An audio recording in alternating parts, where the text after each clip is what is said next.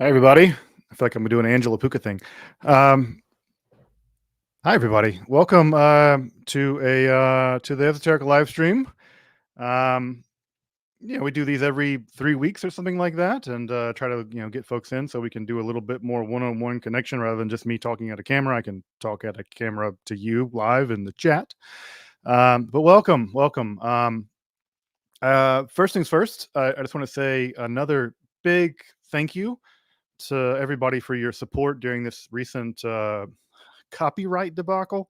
It's the stupidest drama on in Facebook land. So yeah, as folks may know, I use a little segment about 18 seconds of um, of Chopin's Nocturne, and YouTube's AI grabbed it just like last week and said that I was violating some random channel's copyright. And so, as you may know, that little 18 seconds of Chopin ends up on every single esoteric episode, and they basically threatened to demonetize the entire channel. Um, and so, I fought it. I was like, this is not fair, And at any rate, it really has been a very stressful and ridiculous thing. And I just want to say, the most important thing is thank all of you so much for the support during that sharing. Um, what was going on social media. I don't have any social media aside from Reddit, the anti-social media. Um, and I don't have Twitter. I don't have X or whatever it is now. Elon Musk dumpster fire, Facebook and all that. And so I know folks shared it, and it got some attention, and so I really appreciate that. And at least at this point, it's solved. So next week, tune in to Esoterica. We're going to be talking about the mysticism that goes into the founding of the Templars, specifically the mysticism of Bernard of Clairvaux. And it's just a big waste of time, and I think it's finally over. But what you may also know is I've hired a musician who I really admire on YouTube to re-record that section of Chopin with a little twist, I think. And she's going to be getting that to me here pretty soon, hopefully for next week. And we'll have a bit of a slightly new version of that, but more on that later. I'll introduce you to who's re-recording it. Also, tomorrow's my birthday. I would have done a live stream on my birthday, but it happens to fall on Shabbat, so I'm going to be not doing that. Rather, I'm going to be live streaming today, and so tomorrow is my birthday. And I just want to also say thank you so much. I see people donating and stuff in the super chat. I really appreciate those. It's really kind.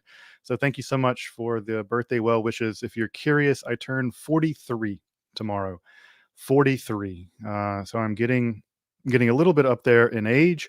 Although, I will say that I feel in many ways better intellectually and physically and even spiritually. And I'm not quite sure what I mean by that.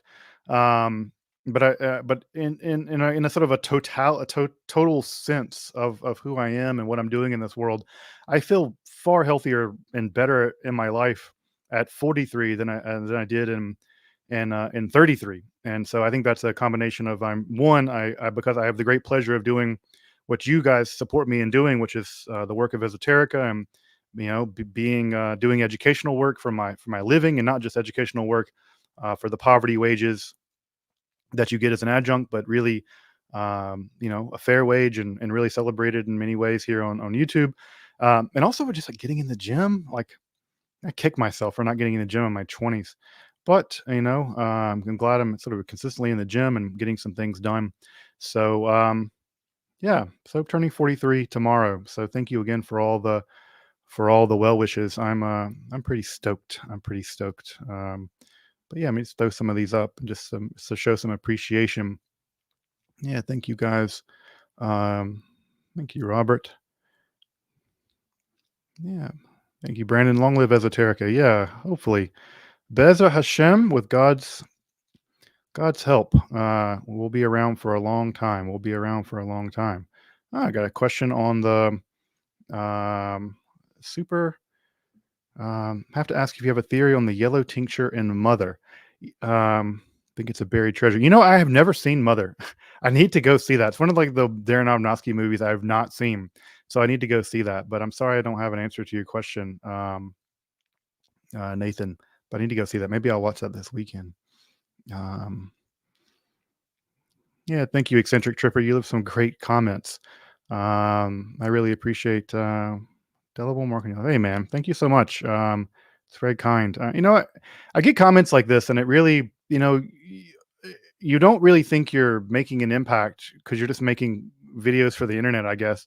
And you hear people say things like, you make my life better, or you've helped me learn a lot of things. And um, uh, as an educator, that's like the one thing you want to hear more than anything else. But also, just as a human being, it just what a fantastic feeling to know that you're making a difference in people's educational lives and maybe even their spiritual lives. It's very humbling, and I feel incredibly grateful for the great privilege of being able to do that. All right. How sus is Gnosticism? Is there a significant history of hate of Jewish people? Let me make a separation here, folks. Um, yes, Gnosticism is probably rooted in a kind of anti-Judaism. That's fine. I don't think there's anything inherently wrong with disliking Judaism as a religion. I don't think it makes you an anti-Semite to dislike Judaism. You can have real disagreements with Judaism as a religion, and that does not make you an anti-Semite. I'll give you one example of someone who pulled that off spectacularly. His name was Friedrich Nietzsche. Friedrich Nietzsche only hated one thing more than he hated Judaism. He hated anti-Semitism. Nietzsche was a strident person against anti-Semitism, but he deeply disliked Judaism. He just deeply disliked its slave morality, and in turn, what Christianity came with. And so, I think it's very important to separate anti-Judaism and anti-Semitism. That's one thing, um, and although they're typically combined, but also I think that it's very important not to project medieval concepts of anti-Semitism onto the ancient past. You're talking about, some Gnosticism emerging in the second and third centuries of the Common Era. Anti-Semitism doesn't exist then. Anti-Semitism is a medieval European phenomenon, and a contemporary modern phenomenon as well, obviously. But there is no anti-Semitism in the ancient world. And so I think it's very important when we look at a text that purports to say that Yahweh is demonic or whatever, the way the Apocryphon of John does, is to not read back into that text anti-Semitism. And there are many people who identify as Gnostics today who I would never think of as anti-Semites. I think of Jonathan and other folks who I'm working with actually to give a talk at their Gnosticism conference. They're wonderful, loving, amazing people, just a great people. I love working with them. And so there's nothing inherently anti-Semitic about Gnosticism, and therefore I don't think Gnosticism is inherently sus. So that's a long answer. It's a long answer. Oh, wow. So a lot of other super things have come through. Let me see if I can get them.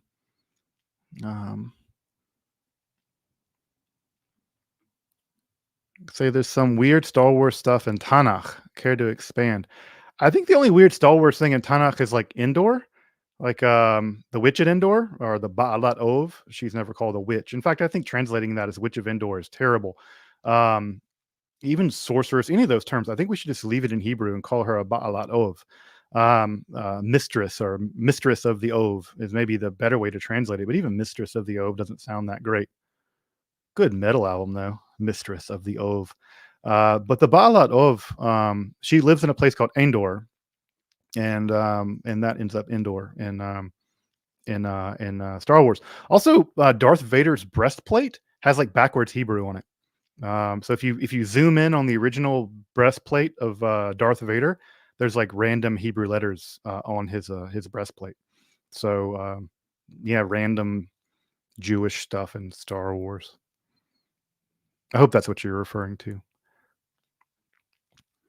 Thank you, Jeremy. I love your sense of humor.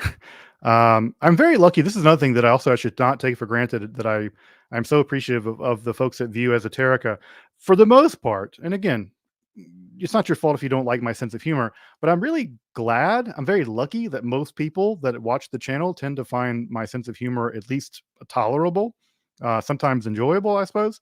And so I appreciate you allowing me to inject some degree of my own sense of humor into these videos. Also, I like to take the content very seriously, and I think that the best way of taking the content seriously is by not taking myself terribly seriously, because I don't really matter in all this. I'm just a conveyor of the content at some level. But also, when the content is kind of silly or kind of weird, it's always kind of weird. But if the content is just a bit silly or something, let it be silly, let it be weird. I mean, I don't know why we should be embarrassed that the Abramelin ritual has parts of it where there's like you can summon monkeys to play music for you, or that John Dee and Edward Kelly are half the time looking for buried treasure more than they are apocalyptic revelations, or that many grimoires have frankly ridiculous kinds of pretty ridiculous kinds of spells in them.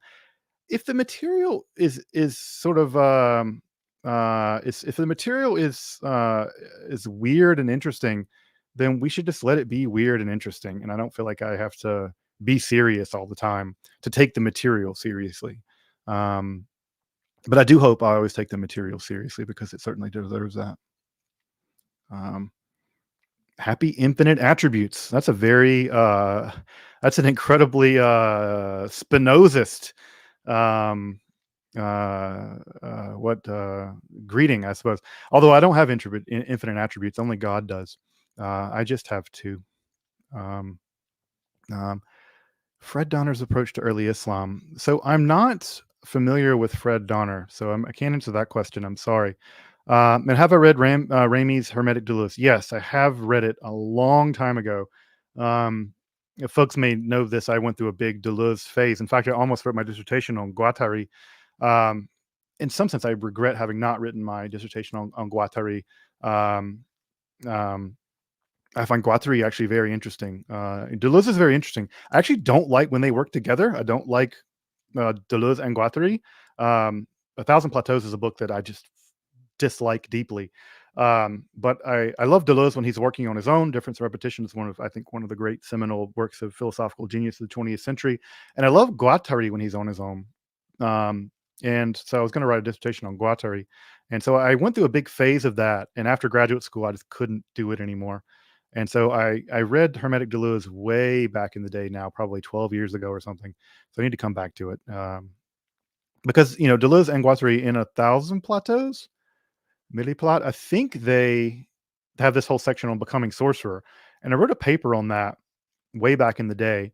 And this idea of becoming sorcerers. And so this is an idea that I may dig back up and talk about sort of sorcery and Deleuzian sorcery and the concept of Deleuzian sorcery.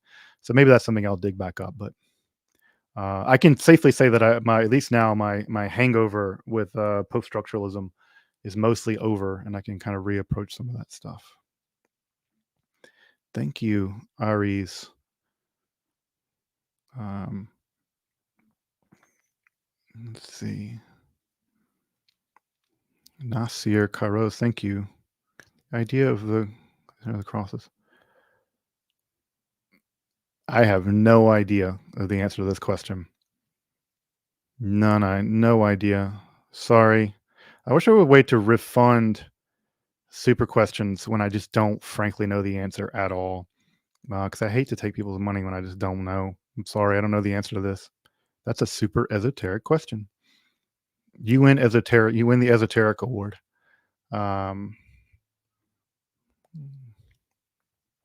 Thank you, Lona. Hank. Hey, Hank. Thank you. Thank you, Hank. Yeah, $20. Yeah, I'll definitely have. Actually, I'm going to celebrate tonight. I'm going to crack open. I have some samples over here.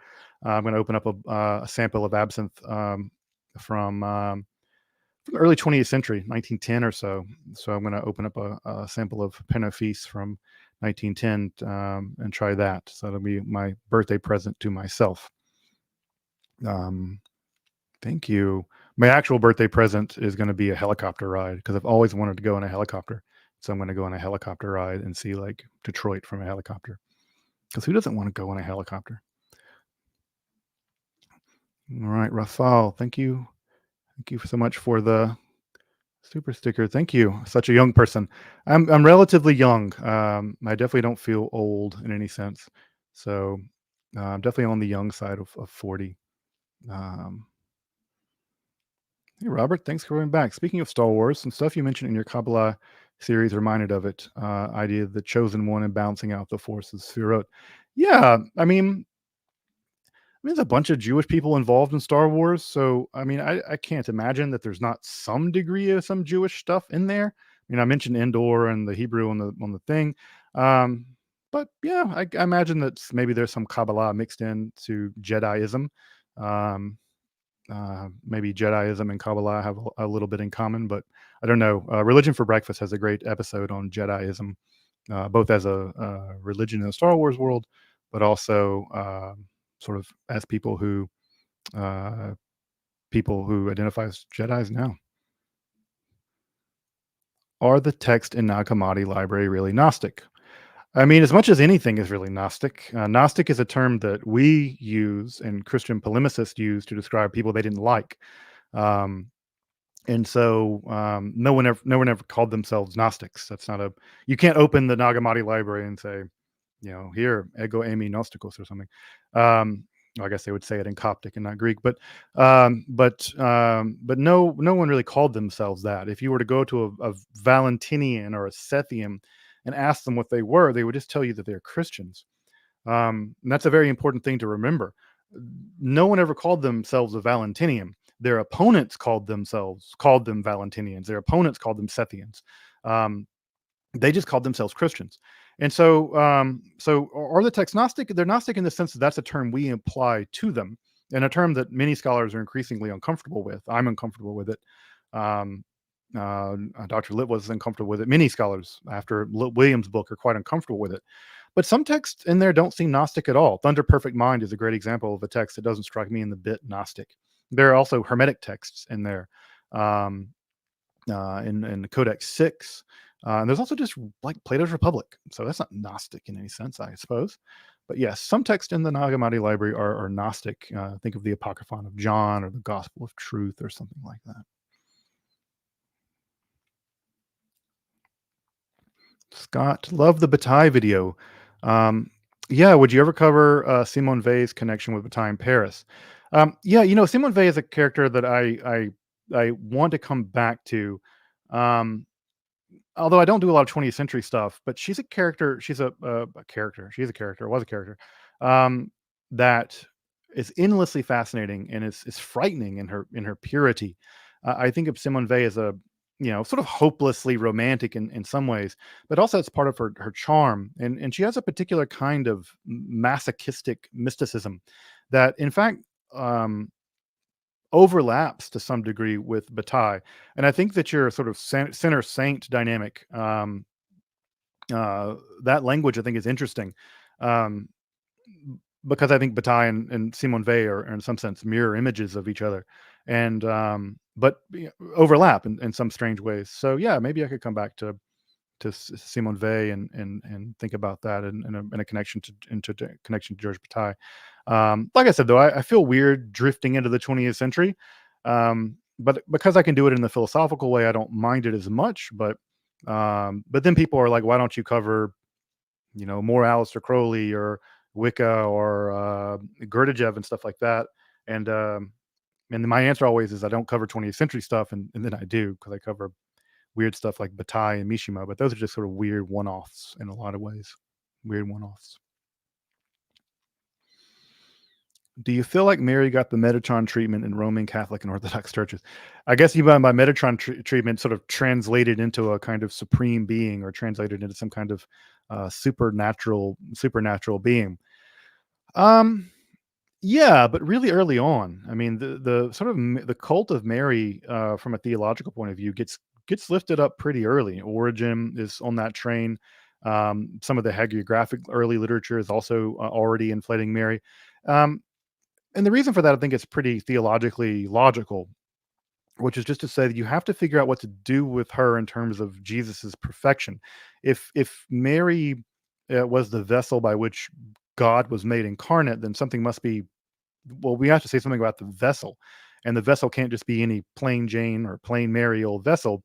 Well, she has to be special in some significant way, and making her significant in the ways that the Catholic and Orthodox churches did makes total logical sense. I also think that it makes some sense in terms of the sort of polemics of the day. Um, Goddess figures are very popular. Goddess figures were very popular in the first century, the second century. people like goddess figures. The cult of Isis was incredibly popular.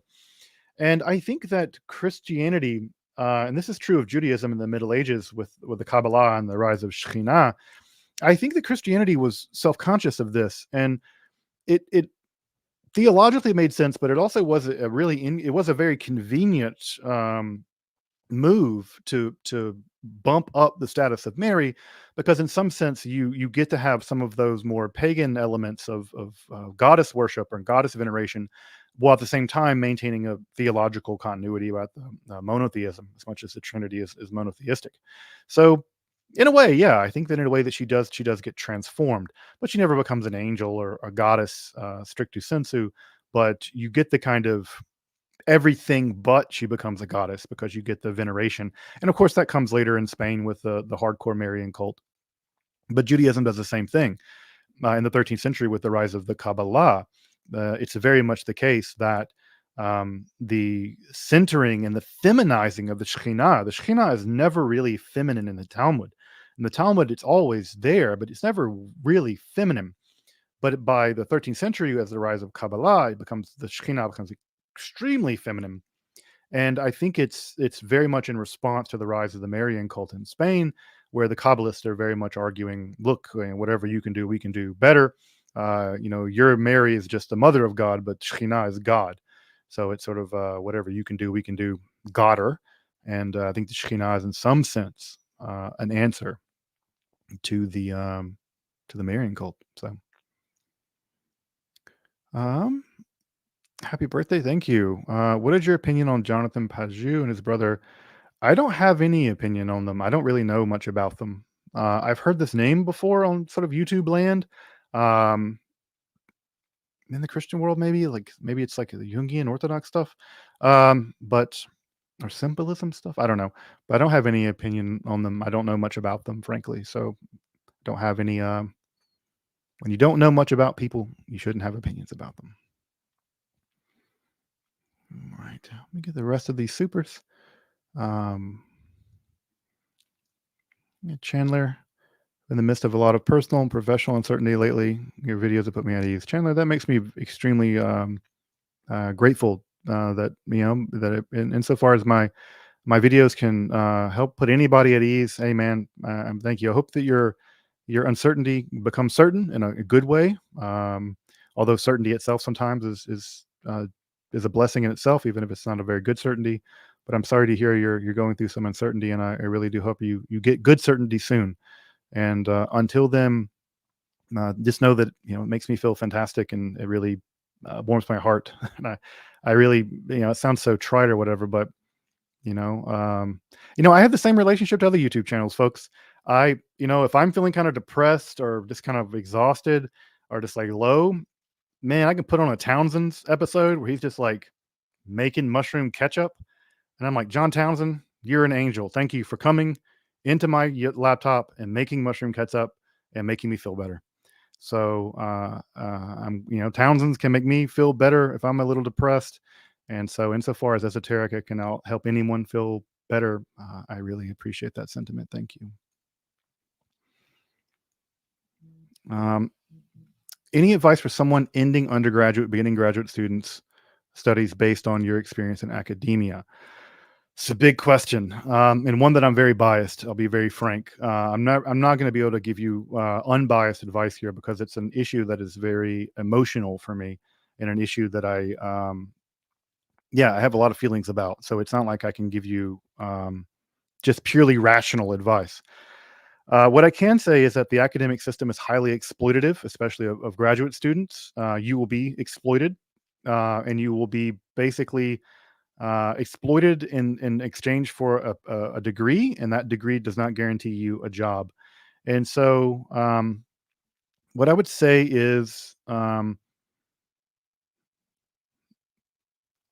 do the degree because you love the material, and that's it. Because if you do it for any other reason, like you're going to climb the academic ladder, you're going to get a job on the other side of things, you're going to live your life as a leisured academic studying in the great libraries of blah blah blah. That insofar as it ever existed, and it really didn't exist, and it only existed for a tiny group of people ever. it probably won't exist for you because it probably doesn't exist for most people, unless you happen to be going to NYU or Harvard or something. Um, do the degree because you love it. Go into as little debt as possible to do it, and do it without expectation. This is a great place where you can practice the old Eckhartian mystical practice of Gelassenheit, Gelassenheit, I suppose is how it is now. But letting go, letting go. If you go into the degree merely to deepen your knowledge and deepen your wisdom in the tradition, and you let go of everything else, then you come out the other side of it, I think, in a better place. If you go into it expecting something on the other side of it, you will be very likely to be disappointed. So that's my advice. Do it because you love it, and practice Gelassenheit. The way Meister Eckhart would say is that do it without a why. Do it without a goal. Do it simply for the love of doing it, and pay as little money as possible to do it. Um, if you're paying money to get a PhD, run. If you're paying money to get a PhD, you should run away from that, because you're basically paying money for people to exploit you, unfortunately. Sorry, it's not very it's kind of grim advice, but I think it's not untrue advice. The Proto-Iolic capitals of the city of David represent iconography related to the tree of life from Phoenician bowls and Tinnet elsewhere. I don't know that they represent that. Frankly, I just think that was just sort of a architect. We don't know what they represent. They're just an architectural motif. Um, and they're actually relatively crude, I think. So I don't think that. I think they're just made the way that other people made them, because they probably brought in artisans, and those artisans that from those regions had made other lintels like that in other places, and so they look like that. So I don't buy that it's a tree of life. So I don't think so. Yeah, thank you. Love the videos. Thank you. Thank you. This is just a random one. Any interest in covering Rosicrucianism? Yes, I will be covering Rosicrucianism in the future. Um, it's just it's a big windup, and I want to get to it. And also, I need to cover a lot more ground, a little bit more ground with alchemy stuff, and then I'll go over to the chemical wedding and all of that. So yes, in the future. Dana Trill asks, "Who is the most powerful wizard?" Um, Dan, it's you. You're asking questions because you just want me to say in public that Dana Trell is the most powerful wizard. Folks, Dana Trell is the most powerful wizard. The master of the Pikatrix. Miss Joy, happy birthday and Shabbat Shalom. Thank you. Shabbat Shalom to you as well. I appreciate that. Yeah, it will be a good Shabbat. And Sunday is Alchemy Day, folks. Don't forget, Sunday, February the 11th is Alchemy Day. And I will be doing something to celebrate Alchemy Day, but I'm not going to tell you yet. I'll leave you photographic evidence on Sunday of what I will be doing to celebrate Alchemy Day, but I will be doing some alchemy to celebrate Alchemy Day on Sunday.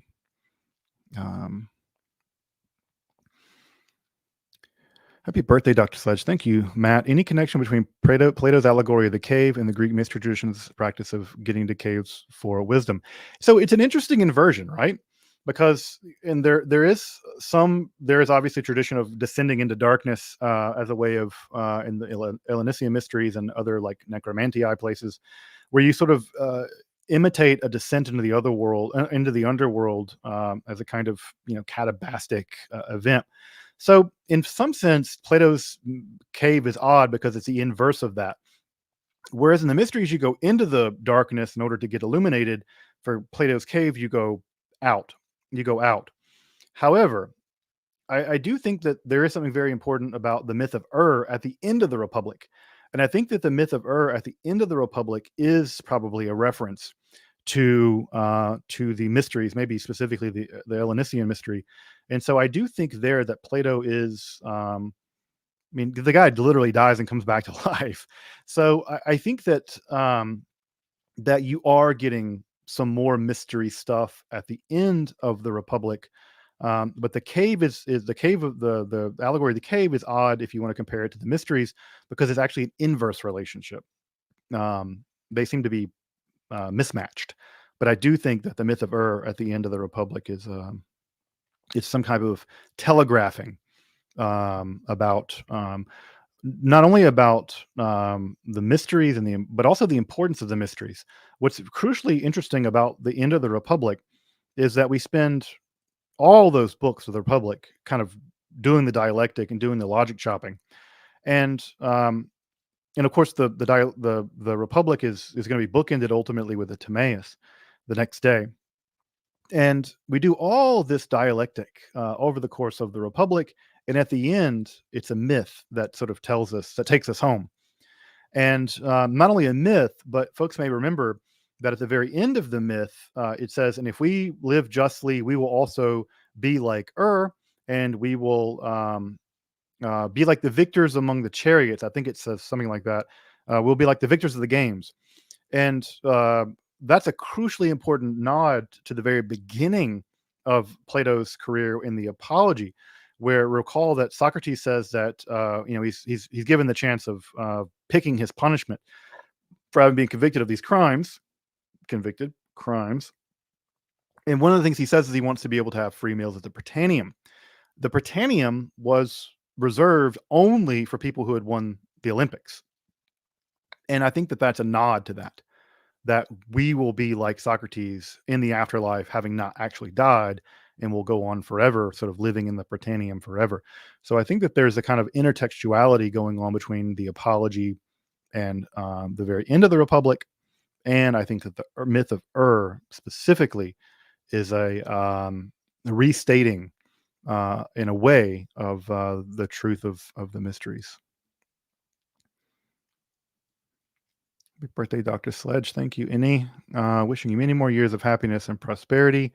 Any wisdom for us philosophy undergrads? One, thank you for being a philosophy undergraduate. We need more of y'all, especially women philosophers. I'm always happy to see women philosophers because, man, philosophy is a total sausage fest most of the time.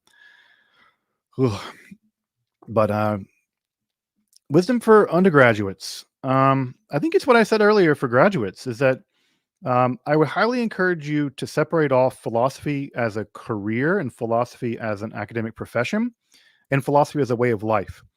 And I think that you can do both, but I think that many people become interested in philosophy because they want to lead a philosophical life. And you can do that without being a philosophy major, and you can do it without becoming a professional academic philosopher.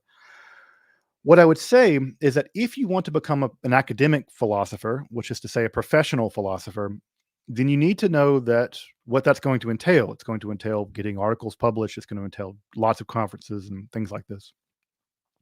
And let one be a job. And all jobs suck. Every job has things that you don't like doing. Like even my job. I love my job, but there are all kinds of things about esoterica that I'm not a big fan of, like talking to a camera. I have like enormous stage fright in front of cameras.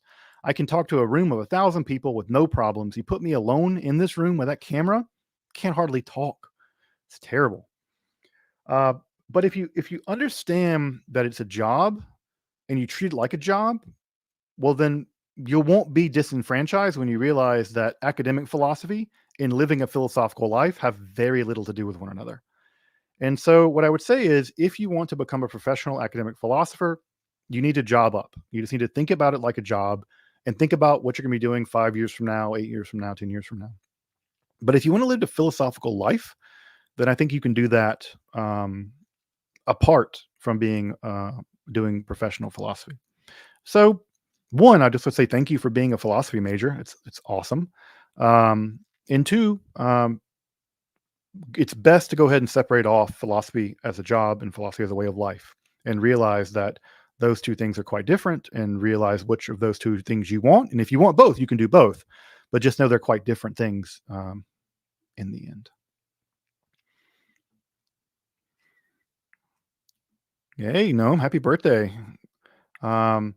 Is there a better or more correct term for Gnostic sex or text? The joy of sex. So everyone has put in all kinds of recommendations and none of them is stuck. Frankly, we're going to keep using Gnostic. And what the way that we do basically is talk out of both sides of our mouth. We keep using the term Gnostic and then we keep trying to clarify the fact that this is a complicated term.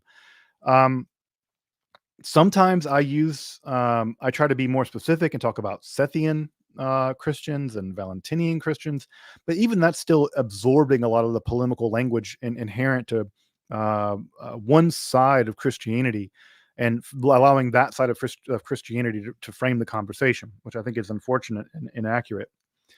Um, I think if you're gonna talk about a text, it's just good to talk about a text. Talk about the Apocryphon of John, or the Gospel of Truth, or Marthanes, or Autogenes, or whatever. Um, but I do think that there is a way of talking about. Some people like to talk about Barbello mysticism, or the Barbello mythicist. Those are folks for whom the Barbello myth is a very important myth. Those typically tend to be tend to be Sethians, but also like malevolent demiurge myths, I think, are another way of some people talk about them. But frankly, none of those work. They're all terrible in the mouth. They're not at all catchy. They're not popular. They're never going to be popular. And Gnosticism is stuck, and it's going to be stuck. And so what's going to end up happening is that what we all do, we use the term, and then what we do is try to use the term and then disclaim it and drill down to a level of specificity that shows that we're using the term as a stand-in for a much more technical specifier. And I think that the way that you do that is you introduce the term Gnostic, and then you quickly as you can, you specify what type of groups you're referring to. Um, and you do that as quickly as you can. And if you're writing an article, or if I'm making a YouTube video, or whatever. But the truth of the matter is, there is no great way of fixing the problem. There's not going to be a great way of fixing the problem. And um, yeah, we've inherited this term and it's problematic. And we just have to do the best we can with it. So I don't know that there's a great solution for it at all, aside from, again, knowing that the term Gnostic and Gnosticism is a very, very, very low resolution category of analysis. And like any really low resolution category of analysis, the task of a person doing analysis needs to up the resolution of that term as quickly as you can in whatever talk or book or article or video or whatever you're doing.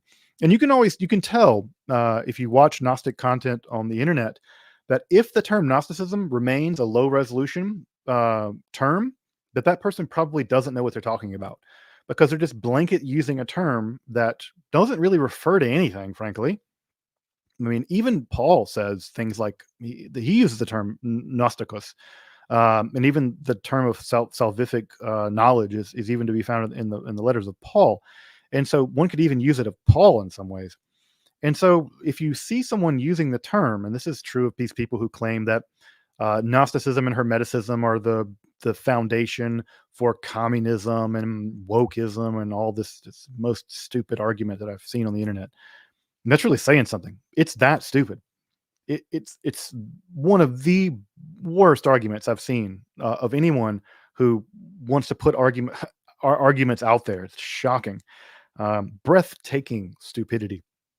But when the term remains at that low resolution, they don't know what they're talking about. It's only when you can tell someone's drilled down into a higher resolution of use of that term, then you can probably begin to trust them. But otherwise, um, yeah, it sort of means everything and nothing, unfortunately, Gnosticism. All right.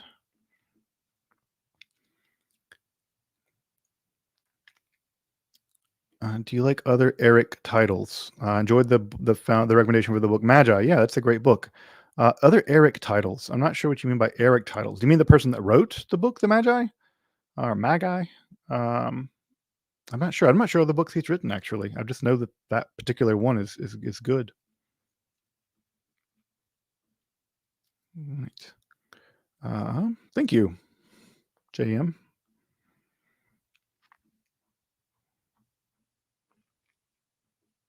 Yep, I answered this one on Rosicrucianism. Absolutely, Clifton. Definitely going to get to Rosicrucianism at some point.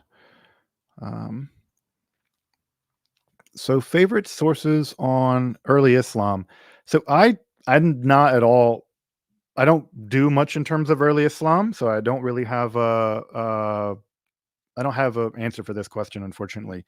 The person you want to ask is Philip over at Religion. Let's Talk Religion. Philip is going to have your better sources for historical critical sources about early Islam. Also, the academic Quran subreddit is pretty good for this kind of stuff. So you might want to ask over at the academic Quran subreddit what kind of sources they are for there. But I don't really work in Islam so much. I have my knowledge of early Islam and Islam in general is pretty superficial, and so so I can't really answer this question. I don't have enough expertise to give a good opinion. But yeah, I would check out the academic subreddit, the academic Quran subreddit, or I would ask Philip over at Let's Talk Religion. What are your favorite moments of snark and shade between esoteric personalities and sources? Oh, there's some good shade in there. Irenaeus has some great shade against the so-called Gnostics. There's some great shade in there. All the polemicists, Christian polemicists. Um, the best shade throwing ever done in the history of esotericism has to be done by Paracelsus. I mean, Paracelsus just calls everyone every name in the book. You can't even translate some of the stuff he says on YouTube because it's just like extreme Paracelsus potty mouth. So no one throws shade as well as Paracelsus. So Paracelsus is pretty good. Agrippa throws some shade here and there, and the three books of occult philosophy. He doesn't have a lot positive to say about people who he thinks is contemptible and beneath him. Bruno, of course, also just thinks everyone's stupid but him. So yeah, Bruno's definitely some good shade. He just thinks everyone's stupid. The scholastics, especially, he thinks are just absolutely fools. That's also because they laughed at him when he went to Oxford. No, they made fun of the way he spoke Italian or the way he spoke Latin too. So they both made fun of the way the guy talked, and they made fun of him in general. So he had to throw shade back. So those would be some of my favorite. But yeah, if you want to see some good shade throwing in philosophy or esotericism, you're absolutely going to have to go to Paracelsus. He throws the best. Thank you so much, Angel Torres. Thank you. Yeah, I'm looking forward to getting some time with my family on the birthday. And yeah, I'm really glad that you think the scholarship here is on Esoterica is accessible to everybody. I really work hard to try to find a balance. And this is pretty hard, folks. And, again, I don't always do this right, but I really try to find a balance between providing material that is accessible as I can make it without compromising the intellectual integrity of it. And so I try to make it dialed into somewhere about upper level undergraduate, sometimes lower level graduate students. And so I really try to do that. And it's a bit tough because there's lots of education levels, people coming to YouTube channels, and trying to find a good balance between making it accessible but not lowering the level of intellectual rigor that is sometimes involved in talking about these topics. I really want to try to do that. Of course, I don't do that perfectly, or I don't do it well at times. But I hope that if I have to err, I always err in the direction of accessibility, because as you know, one of the big values here at Esoterica is educational accessibility. That's why I don't do paywall stuff. That's why when I do this class on Agrippa, I'm not going to have it paywalled. It will be available. First, it'll be available to my patrons, but it'll be available to anybody once it's on the channel. And as long as you don't mind, putting up with some ads, I want everything to be as accessible as I can. That's just a big value of mine, and the one value I have for Esoterica, because it's just not fair that here in the first world in America, people make a certain kind of salary. At least some people do. But if you go to a country like Brazil or anywhere in Africa or India, um, there's just not the money. And so paywalling things, even at a modest paywall, still creates a very prohibitive paywall. Even a $5 paywall to someone living in Central and South America is an enormous hurdle. And so I try to be mindful of the fact that I live in a very privileged position here in the United States. And many people who want this knowledge, they don't live where I live, and they don't make salaries that people in the U.S. make. and remotely the same. And so it's very important for that. And I'll tell you why. I'll, be very honest about this. I grew up in a working class family. My family was not wealthy. I never knew I would even go to college. My dad's a working class guy, worked as a pipe fitter. I worked as a pipe fitter with my dad as his helper and stuff. College and education always struck me as completely inaccessible because of where I grew up and how I grew up and the class I grew up in. I'm a working class kid, first generation college student. It was I felt completely unable to even dream about getting a PhD or reading these books or whatever. And I remember it being as a kid, um, having it baked into my psyche that it was out of reach. And no child and no person in the world should ever want for education for financial reasons. Education should be something that we give away because the best form of love is love you give away. If you love something, you give it away. You don't hold love in. And and any educator that you'll talk to who's worth their salt, the one thing they want to do is educate as widely and as deeply as they can for as long as they can. They love what they learn and they want to give it away because that's what you do with love. And for me as an educator, and this would be true if I were a physics teacher or whatever, I just want to give this stuff away. And the way that I give it away is by making it as accessible as possible to as many people as possible. And that means no paywalls. It means making those barriers to entry as minimal as possible. Because I remember there being barriers to entry just baked into my own like working class mind. And no one should have those barriers. No one. Because democracies and other kinds of elements we take that we want to live in a good world, we will build that world only if education is immediately and widely accessible.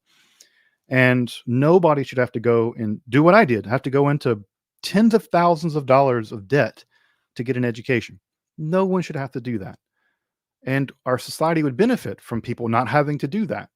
And so, insofar as I've had to take on that debt, um, I want to do esoteric in a certain kind of way so that one, I can pay my debt back, but also so that I can make this knowledge accessible without people having to do that, because no one should have to do that in the first place. Sorry, it's a little bit of a rant, but I hope you'll forgive me. It's my birthday. I can do a rant on. Well, tomorrow's my birthday. I can do a rant. Thoughts on Milton? Lots of esotericism, Kabbalah, alchemy, in the same poem that shaped popular conceptions of. Yeah, I haven't read Paradise Lost in many, many years, and in fact, one of my really great friends, who I'm not as well touched with as I should be, um, Judy, she's a Miltonist, and so it'd be great I should reach out to her and talk a little bit, ask her a little bit about the esotericism and Kabbalah and stuff in Milton. And I need to reread Paradise Lost. I haven't read it in 20 years or something. It's embarrassing.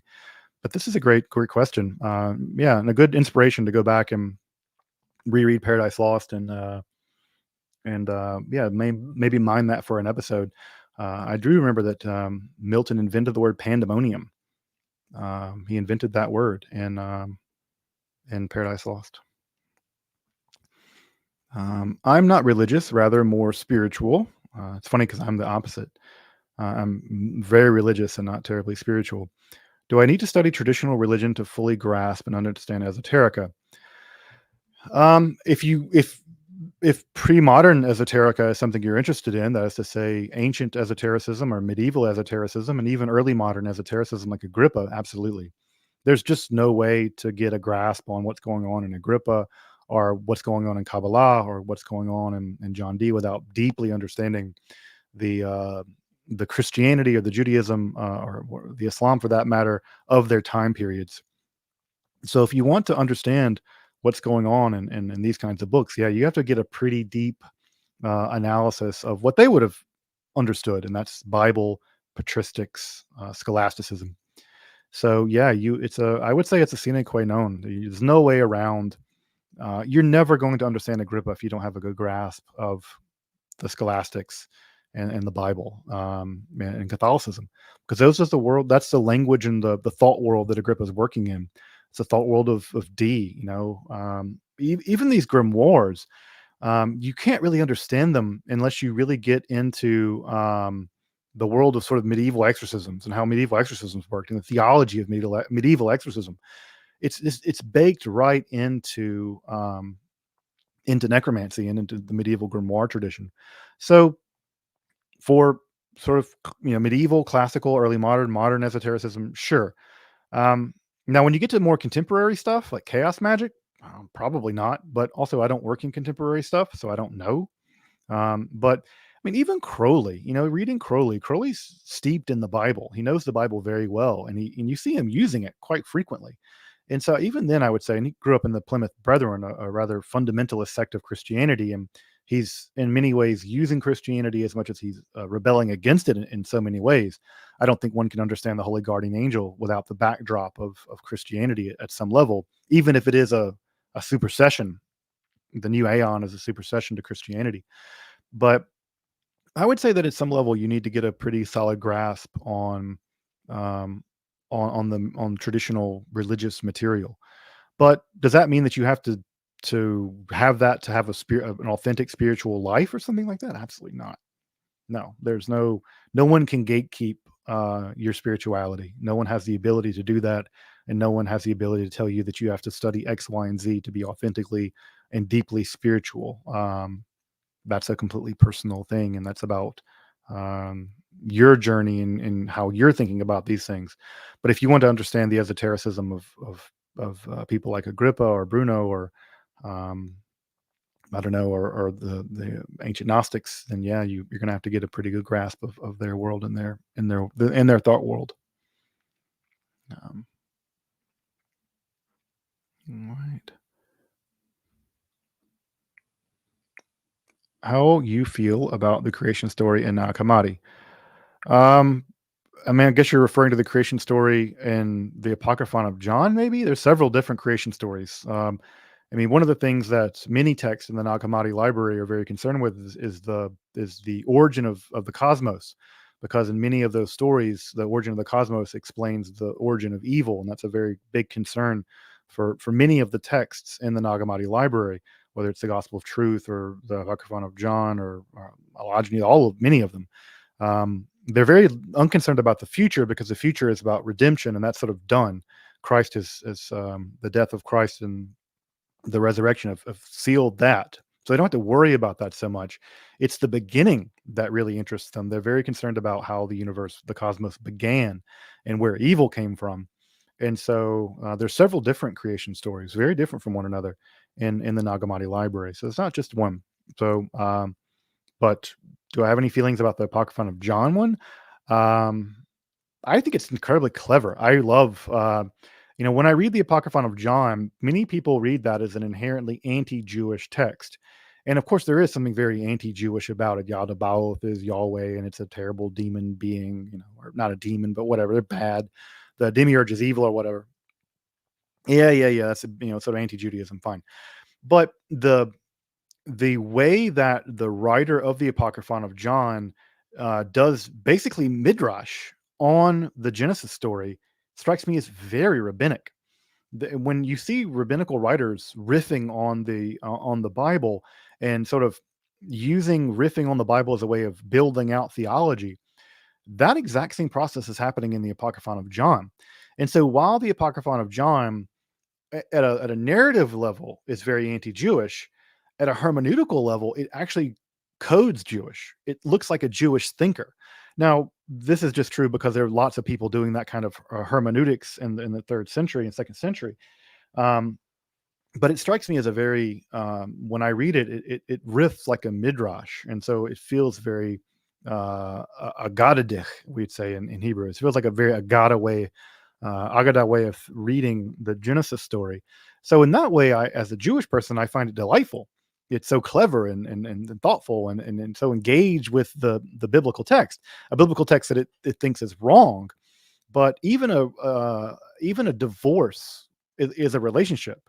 Divorces are relationships, and even the Apocryphon of John's divorce from the theology of the book of Genesis is still an interesting relationship that the Apocryphon of John necessarily has with the biblical Genesis creation account. So in that way, it's a clever kind of relationship, but again, not a positive one. But even divorces are relationships.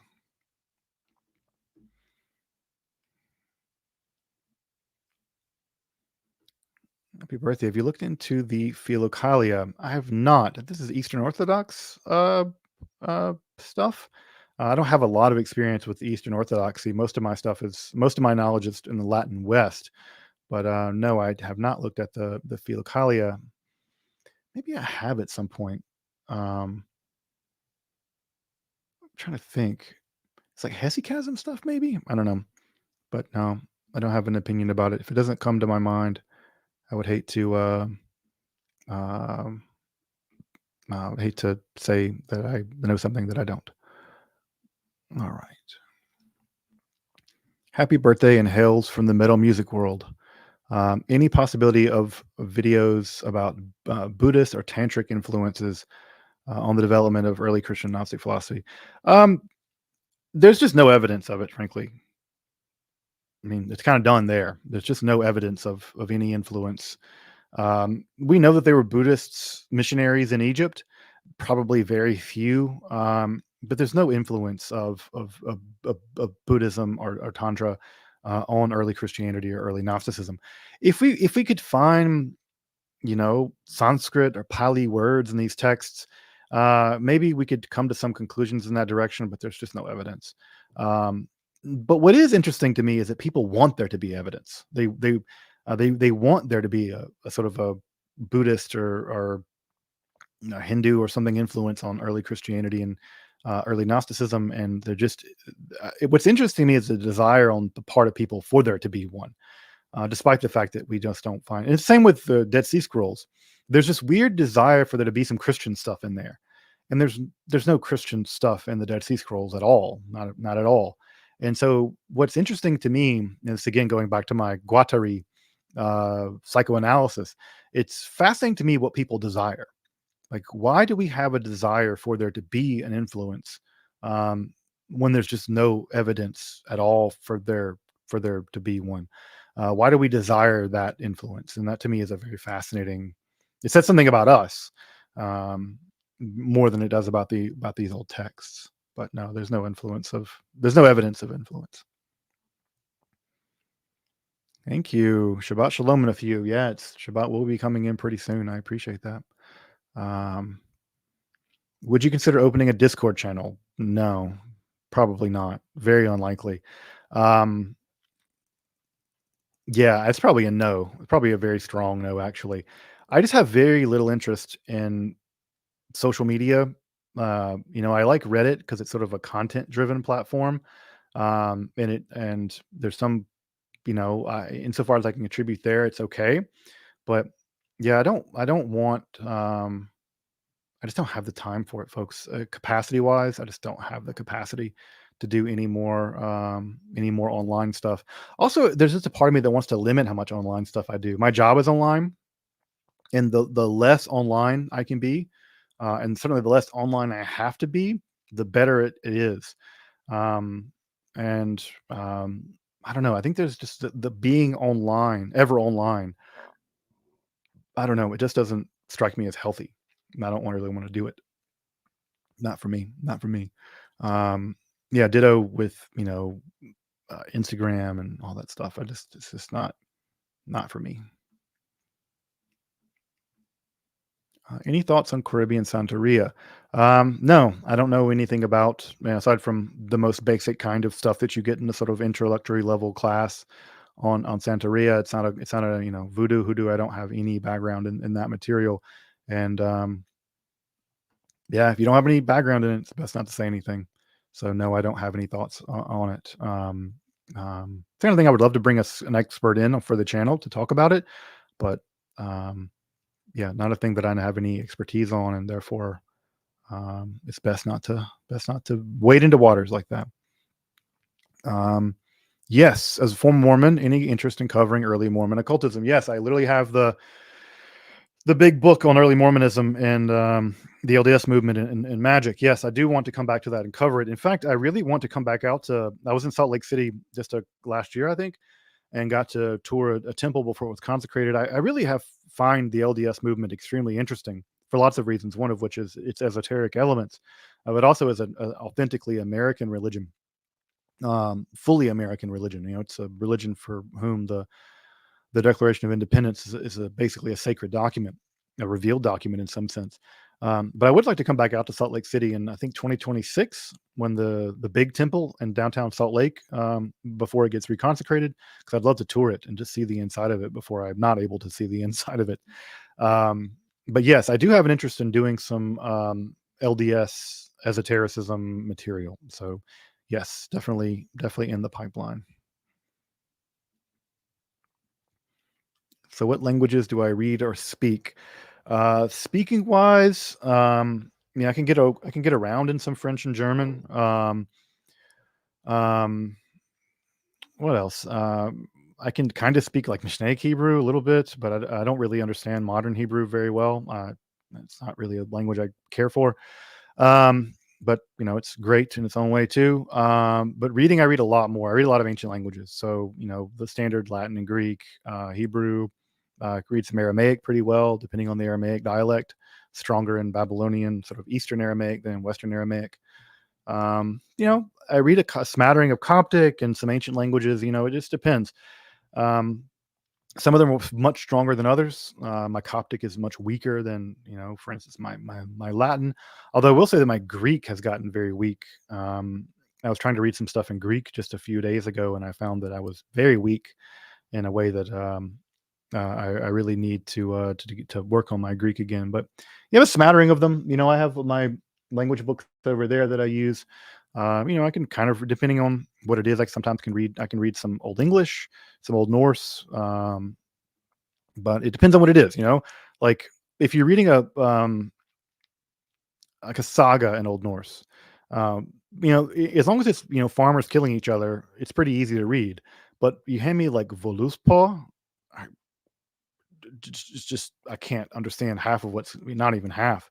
It's just the poetic stuff is just totally beyond my ability to comprehend it. So, but yeah, um, some languages. I try to, you know, work in original languages as much as I can. So um, that's the thing I want to do. Ask with genuine respect. Have I seen Neon Genesis Evangelion? If so, I've not seen it. But I have heard great things about it and its use of Kabbalah and Kabbalistic imagery. But no, I've not seen it, so I don't have any thoughts about it. But yeah, I would be neat to see it. I mean, I've heard that there's all kinds of interesting uses of Gnosticism in video games, and you know, and some anime uses both like grimoire stuff and Kabbalah in interesting ways. Again, so it's a whole world that I just don't know anything about, but it's absolutely fascinating and well worth researching and appreciating.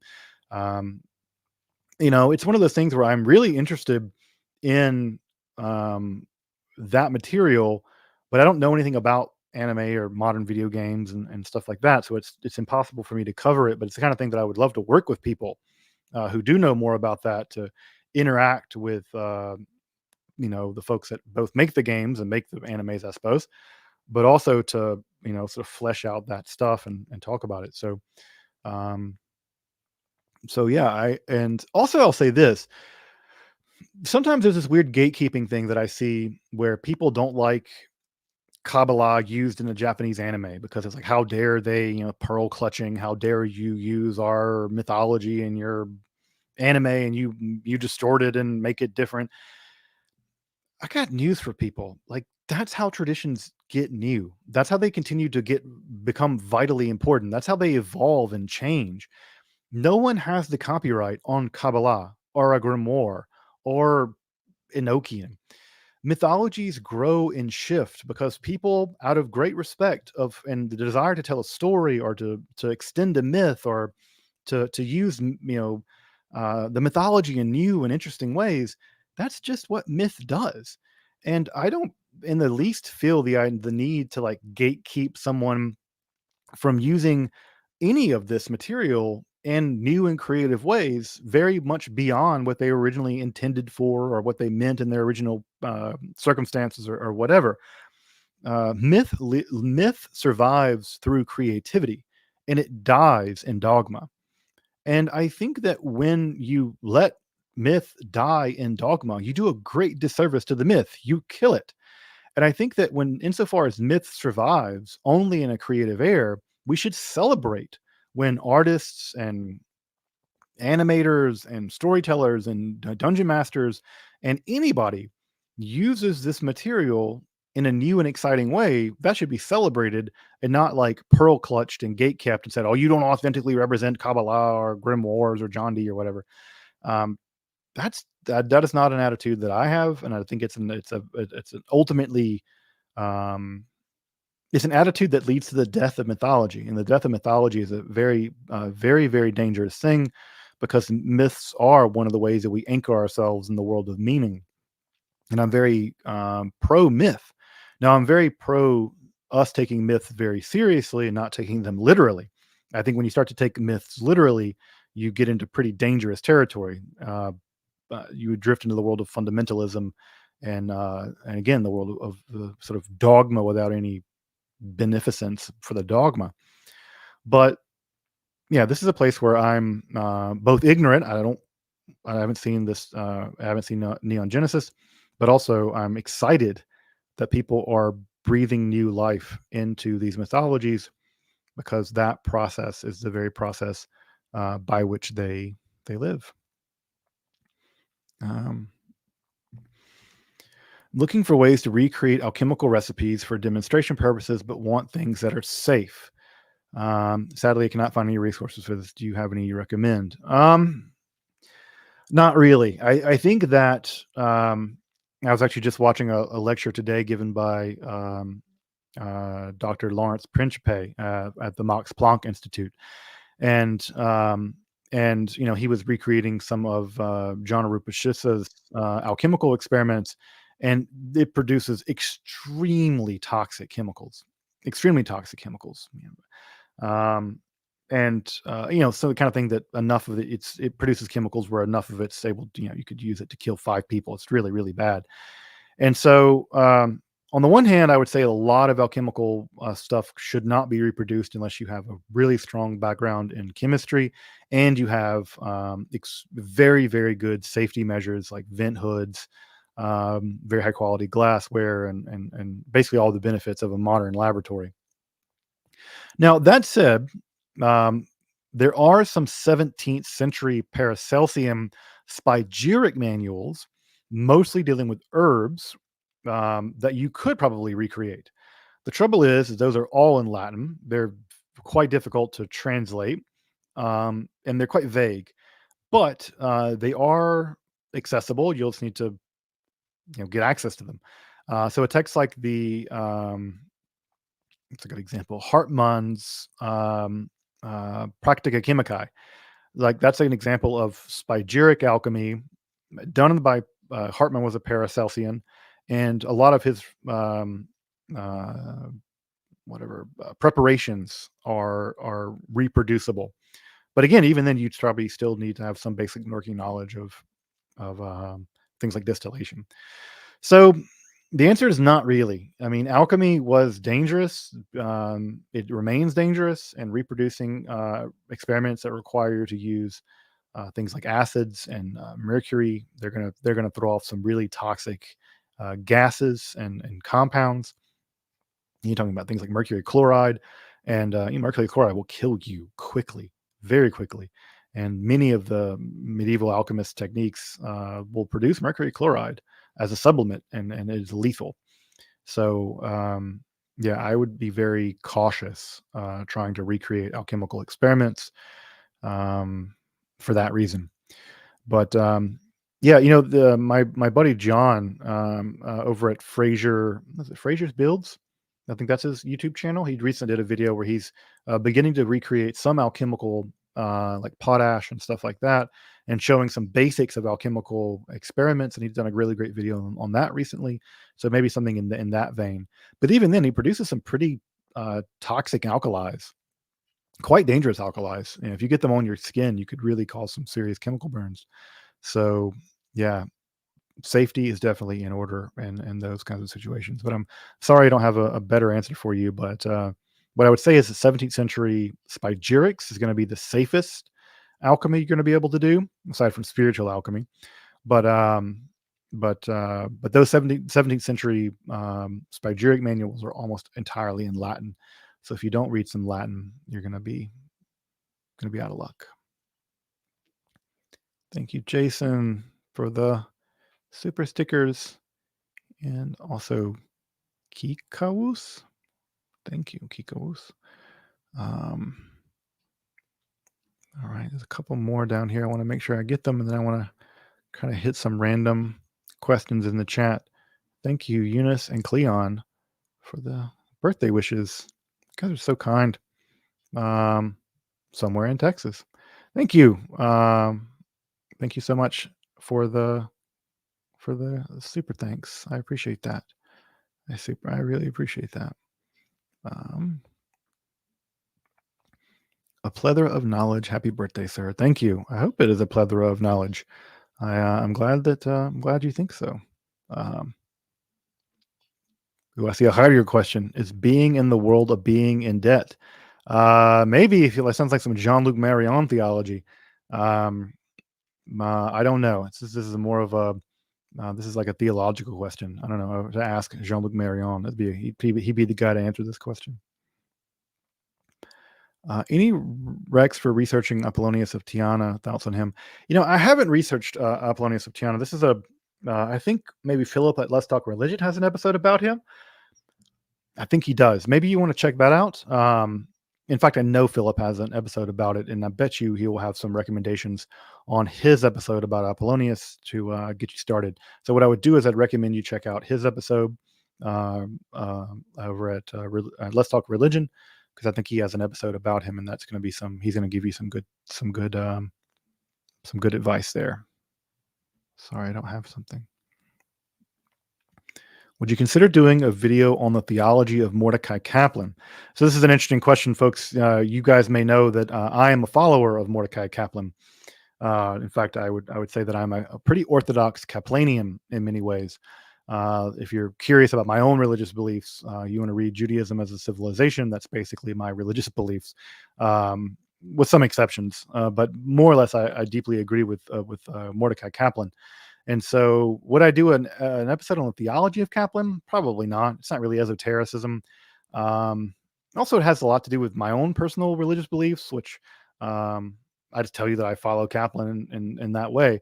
But not really, because I don't think he's terribly esoteric. I think it's not really it doesn't really cover it over by the mandate of the channel. Who might be saying it? Sam Aronow? Maybe a good person to ask to do an episode on Mordecai Kaplan, the theology of Kaplan. Yeah, Sam Aronow would do a great job of that material.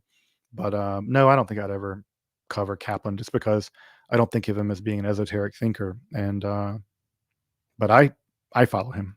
He's my Rebbe. Thank you, Atomskik Arsend, for the birthday wishes. See this in there. Hey, Jeremy. Happy birthday. Tomorrow's actually my birthday, but happy birthday to you. Should do like Cameo. I think Jackson Crawford is doing Cameo now. I should do Cameo. That'd be hilarious. Would you want me to like call and wish you a happy birthday? If someone like paid me $5 to wish you a happy birthday, would you feel special about that? I mean, I would wish you happy birthday. I'd do it without $5. Amy Franco, I took a class recently through the Quaker Center on the Gospel of Mary. I was curious how familiar you are with the text and what your thoughts or insights you might have on it. I have an entire episode on the Gospel of Mary Magdalene. So if you want to check out my thoughts about the Gospel of Mary Magdalene, I have a whole long, 30-minute long episode about it, which is hilarious considering that book is just a few pages long. But yeah, I think highly of the Gospel of Mary Magdalene. I think it's an extremely adventurous piece of theology. I think it's an interesting piece of polemics, what we might call Gnostic polemics against folks who are claiming their authorities coming out of Peter. And so I find that to be an interesting spin that the text has. So yeah, I think the Gospel of Mary is a pretty fascinating text. And if you want my thoughts and my analysis of it, I have a whole episode just on the Gospel of Mary that you can check out. Wow. Thank you for a happy birthday from the tabletop role playing game world. Is there anything you find esoterically fun in the RPG world, or is it all Big B and other characters designed by Gary Gygax and his friends? I mean, I only really know sort of Dungeons and Dragons lore. Um, and even then, sort of, mostly advanced Dungeons and Dragons back from the 80s and 90s. But in general, I find that they do a good job on their mythology. They do a good job on their their research. They're nerds. These are kind of people that are super nerdy, and they do a pretty good job researching this stuff. I would love to be more involved in helping with TSR, or I guess Hasbro now. Whatever they are, the folks who do Dungeons and Dragons, because I do think it'd be cool to work in some actual historical mechanics, like a historical mechanics into Dungeons and Dragons, as opposed to the weave and the way that the mechanics work in D&D. But it would be interesting to basically build out a system of how magic worked in the medieval European context. And there are a couple different ways you could actually do that. You could do it with the stellar rays theory. You could do it with sort of summoning and adjuring angels and demons and things like that. So that would be fun. But yeah, I don't know specifically about Gary Gygax and what he knew and didn't know. But that's an interesting question.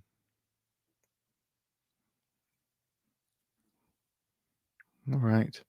Um, are you doing something fun on the day of your birth? So tomorrow is actually my birthday, which falls on Shabbat.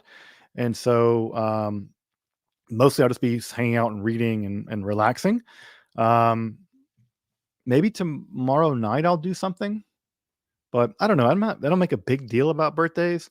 I did ask my partner to buy me a helicopter ride for my birthday, which is like $170 or something like that.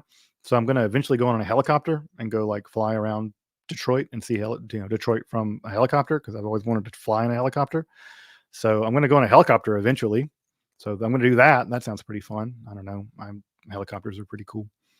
Um, so so that's the thing I'm going to do. But other than that, I'm going to enjoy Shabbat tonight, and yeah, and yeah, Shabbat's a gift in itself.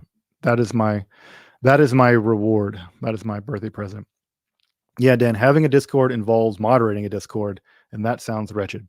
Yes, that this is part of the reason why I don't want to. I don't want to do that. I don't want to do that. Any connection between alchemy and humorism? Yes, definitely.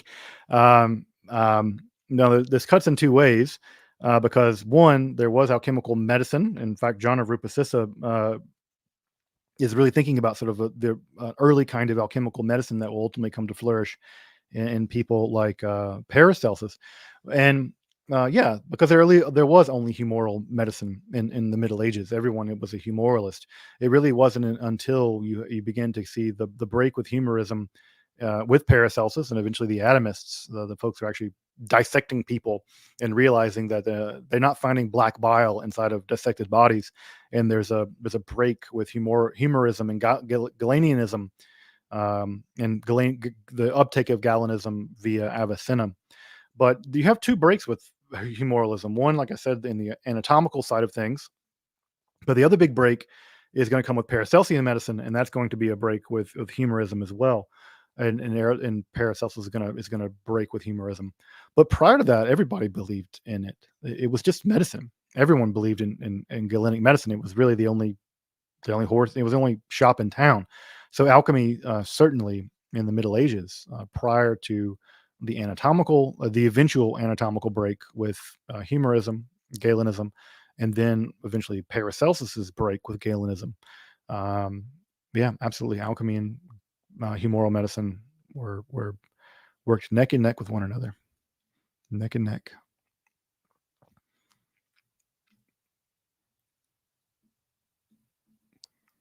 Happy birthday! Thank you. Could the desire for Hindu connections to Gnosticism be there because of Brahma being related to the demiurge and trapped souls.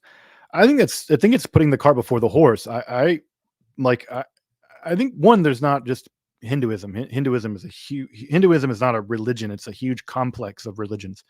And the Bhakti movement is very different than Shaivism. Shaivism is very different than Advaita Vedanta. I mean, they're so different that it's difficult to even talk about them sensibly as one religion. And so um, I think that it has nothing. I wouldn't think it has anything to do with that. It seems to me that it's just this weird desire for everything to be connected, and that there's a tendency among people to think that because they see two things that are similar, there must be a connection. This is sometimes what I refer to as the parallelism fallacy. Just because two things are kind of similar in your mind doesn't have anything at all to do with their genetic origins. It's very easy to come to dualism completely independent of intellectual independence. So I just think that we see very superficial connections to ideas in Hinduism, whatever that is, and Gnosticism, whatever that is, and because they're superficially similar, we say there must be some connection. But that's a completely fallacious form of reasoning. Um, Comparativa does not imply genetics. It just doesn't. Comparativa does not imply genetics. And the more that we force there to be a genetic relationship, and this is true, and I've seen this so many times, this is especially true of perennialism, which is extremely guilty of this. I'm like doing the Slava-Jijic nose thing. Um, the more that we assume there's a genetic relation, the more we force systems of thought into relationships that aren't there, the more that we completely deform those ways of thinking. We will systematically misread them to make them have a genetic relationship. And it's a disaster. It's an intellectual disaster. Frankly, it's a spiritual disaster. And I think that without there being really good evidence of there being a genetic connection between different schools of thought, we shouldn't assume there is one. We should just not assume there is one. We should assume that the people that came to those conclusions came to the conclusions they did for the reasons they tell us they did. And if we do that, we're much less likely to misread them. But if we assume all kinds of things, all kinds of connections that aren't there, especially genetic connections, we will systematically misread them. And it's a mess. It's an absolute mess. And so you see this play itself out time and time again in sort of perennial versions of religiosity. And that's not to say that perennialism is inherently bad, but I see it happen a lot where very superficial understandings of spiritual and philosophical systems are said to all be the same. Oh, Plotinus is just the same as Advaita Vedanta. That's not even remotely true. But if you're kind of a general monist and all monisms are the same, I mean, then you just assume that all monisms are the same, therefore Plotinus and Advaita Vedanta are the same. You're going to systematically misread, the Upanishads or the Enneads or whatever. So I would be very, very, very slow without, compelling evidence, very compelling evidence to argue that there's any connection genetically there. Unless misreading things is your jam. Deleuze loved to misread things. Your esoterica seems similar like that of Blavatsky and Kuthumi. I like the exoteric veil of esoterica. Could you express more about the practical side of living and applying the wisdom in daily life? No, I can't, because I don't. I'm not a practitioner of esotericism of any kind. So I don't have any sort of, I don't have any advice on how to, apply esoteric wisdom in your daily life. So yeah, I'm not a spiritual advice giver. I'm not a guru. I don't have the least bit of advice for telling anyone how to live their lives or enhancing their spirituality. I can give you access to material and intellectual stuff that I hope one could use in a way to improve one's spirituality or deepen one's spirituality. But I'm not one to give any advice on the practical side of living a more spiritual life. I just don't. I'm not in that business. Thank God. Do I have any interest or knowledge in Chinese or Indian alchemical traditions?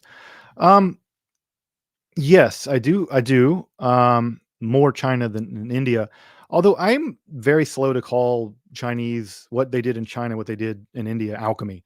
I think alchemy. I think we should. This is a sort of a pet peeve of mine. I think alchemy is a very very specific thing, and what I mean by that is alchemy is the fusion and inheritance of Greek philosophical thinking combined with Egyptian technology filtered into and made very much more complicated and enriched under Islamic circumstances, and then imported into Europe. That is alchemy. That and that alone is alchemy. Now, insofar as the alchemists were doing proto-chemistry, well, the Chinese people and Indian people were also doing proto-chemistry. And I think that we should refer to what they were doing as proto-chemistry, Chinese, Indian, and European, Islamic, Egyptian proto-chemistry. And insofar as it crosses into philosophy, then we should use the indigenous terms for what they were doing in China and India. Because in India and China, they never called it alchemy because that's an Arabic word. And so I'm very slow to call what they were doing in China and India alchemy because I don't think that they have anything to do with the alchemical tradition as it developed in the West. And I would include the Islamic world in the West. Why the Islamic world is not included in the West boggles my mind. Um, and so I'm interested in them, but I'm not interested in them as comparativa to Western alchemy. I think that they need to be studied in their own very specific historical, scientific, philosophical, and spiritual contexts. And I think that the more we try to make them like Western alchemy, the more we misread them. And so I don't think of Chinese alchemy as Chinese alchemy. I think of Chinese alchemy as a very particular thing unique to China, and ditto with what was going on in India. Now, in the same way that I think that thinking about Ayurveda and Galenic medicine as having nothing to do with one another, and we shouldn't even compare them because they're independent of each other and they developed along vastly different lines and they have vastly different logics at work underneath them. And so, I think that it's worth separating these off. So, yes, I am interested in what we call Chinese and Indian alchemy, but I'm also very skeptical of calling them alchemy at all because I think that they don't fall into the tradition of alchemy as it was developed primarily in Alexandria, transmitted into Islamic lands, particularly what is now Iraq, and eventually exported into Europe via the translation movements of the 12th century. So yeah, so I'm a little skeptical of that language. Thank you so much, Greg, for the super sticker. And folks, I'm going to be on for about another half hour, just FYI. Um,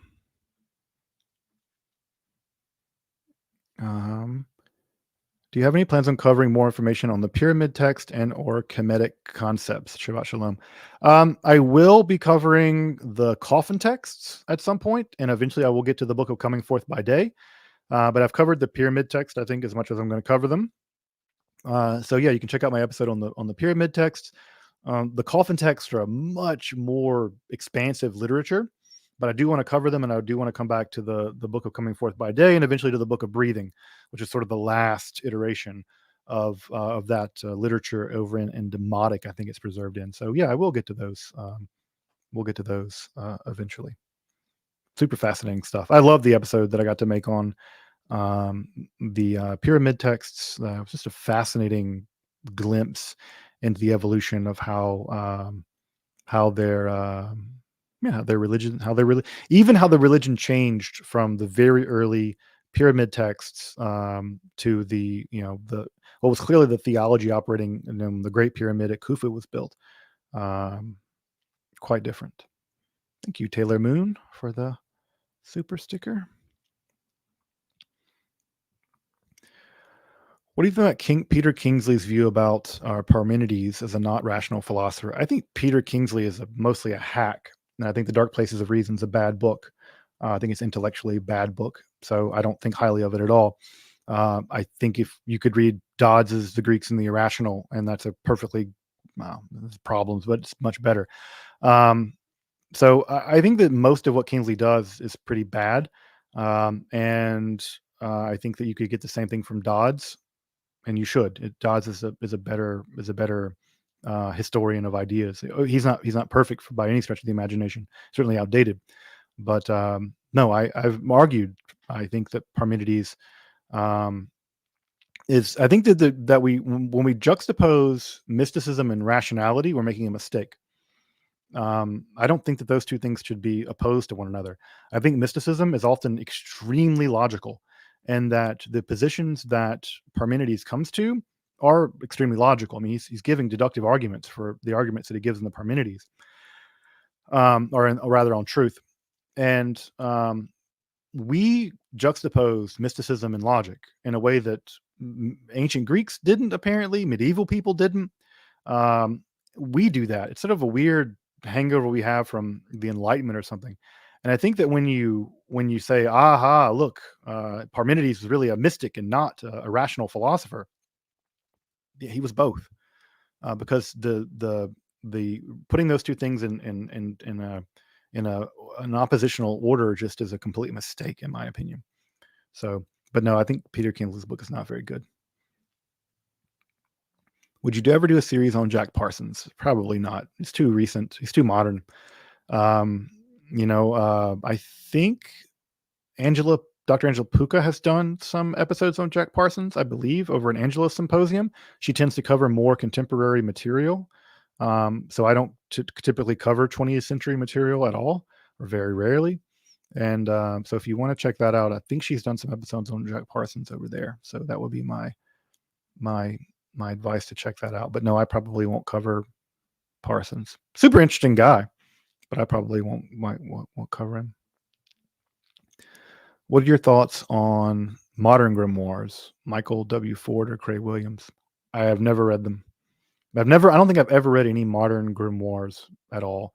Maybe a few here and there, like Jake Stratton Kent of blessed memory. Um, Maybe a little bit of his stuff and a few things here and there, but um, yeah, I just don't have a lot of interest in contemporary occultism, frankly. Um, it's not where my intellectual interests lie. Most of my intellectual interests lie in medieval and early modern and ancient occultism. So I read very, very little and know very little, frankly, about contemporary occultism. The basic kind of things that I think you have to know about Crowley or chaos magic or whatever, but it's a very superficial understanding, I'll admit. And so I don't really do much in the world of modern occultism, contemporary occultism at all. Um, yeah, you would be shocked to come in here to the study and look around, and you would see basically no contemporary stuff, because I basically don't read it. Now that's not to say it's not important, and it's not to say that it's not extremely valuable for people's spiritualities. It absolutely is important, and it absolutely is very important in terms of contemporary spirituality. So it says everything about me and nothing about the relevance or importance of that material, which is obviously very relevant and very important. But it's just not an intellectual interest that I have.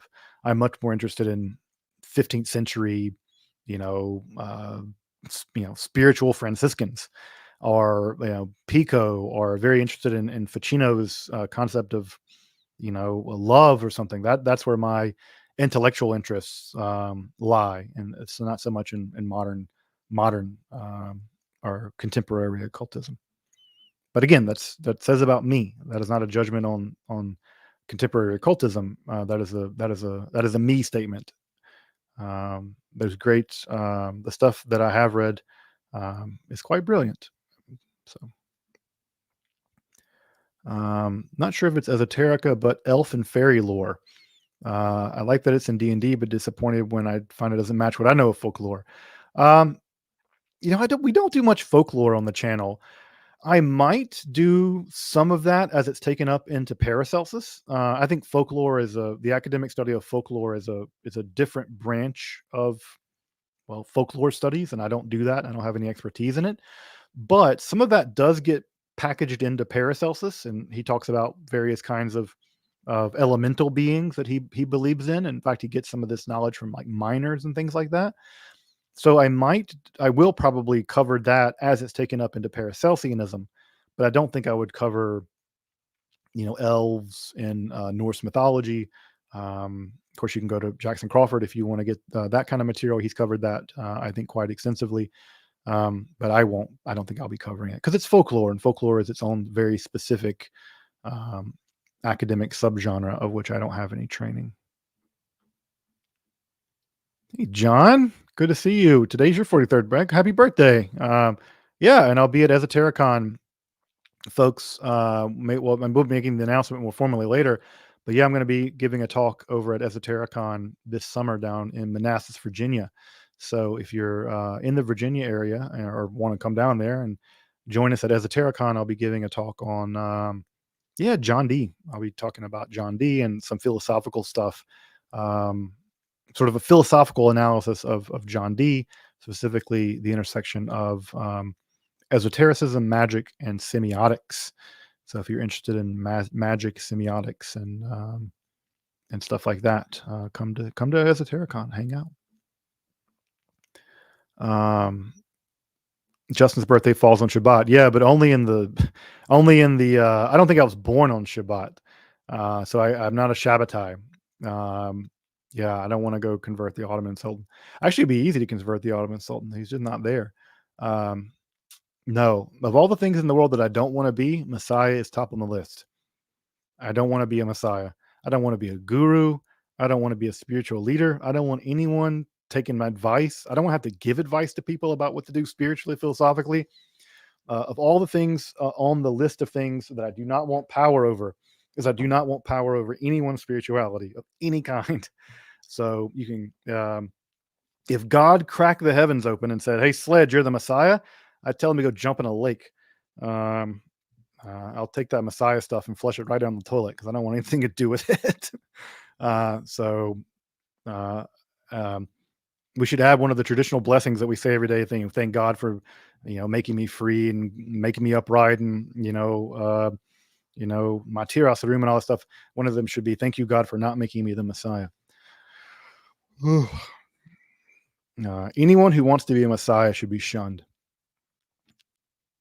Anyone pretends to be a Messiah should be shunned even more. They are a cinder of pestilence, maybe, to quote, I think the Book of the Law says. Yeah, thank you, Tommy. Interested in knowing more about dualism in the Balkans. Absolutely. This is a topic, this is sort of getting us into sort of the world of the Bogomils. I have the big study on Bogomilism over here, and I haven't gotten the chance to read it yet. But I do want to get it more into studying Balkan dualism, or Bogomilism as it came to be known. And so this is a topic I'm very interested in as well. And I would also like to get in more into this, because there's a part of me, and again, this is where I'm going to venture into some speculation land here, but it's definitely the case that Valentinianism survived, and Marcionism, for that matter, survived much longer out in the East. I think we still have references of Valentinian churches existing in like the 5th century. And it just seems possible to me that that they survived, that dualism in some form survived much later after that. That maybe it continued into what we now call Bogomilism, and in the Balkans, in the sort of really out of the way areas, that that maybe dualism and sort of the twilight, the half-life, if you will, of Gnosticism was much, much longer in the East. And I think that phenomena is something I would like to research more. I don't know that it did, but there's a part of me that has a hunch that it did. Like, it seems like it did, and I want to scratch that itch. And this study of Bogomilism that I have is sort of the authoritative one, and I want to get into that. So, yeah, that is a topic I want to get into more, and yeah, want to dive deeper into that. All right. This is a good question. Did you watch Dr. Puka's talk on syncretism and the idea of dishonest syncretism? Yeah, I think that the Dr. Puka made it's an interesting distinction between honest and dishonest syncretism. What I would say and this is not a critique of her. I think it's an interesting and important philosophical tool. What I would add to it is I think there's actually a middle position, and this middle position I would refer to as something like, and this is not the term I'd want to use, but pious fraud, where a belief emerges somewhere between deception and belief, and that there is a kind of epistemic drift between deception and outright deception and um, revelation, I suppose. And I think that no man's land is a very important place for the development of new religious beliefs. I'll give you just two examples that come to mind as people who I think existed in this no man's land between honest and dishonest syncretism. And one of those is Joseph Smith. Like, I don't buy the whole idea that Joseph Smith was merely a fraud. I don't think that's true. Um, so that's one. The second is, I think, Edward Kelly. I don't think Edward Kelly was only a fraud. Now, do I think that the fraud was involved with Joseph Smith and Edward Kelly? Yes. But do I think it was all fraud? I don't think so. I don't think so. I think there was something in between what Dr. Puka called honest and dishonest syncretism. And it's in that epistemic no man's land that I'm interested in. And I've written a little bit about this in an article I wrote about Edward Kelly.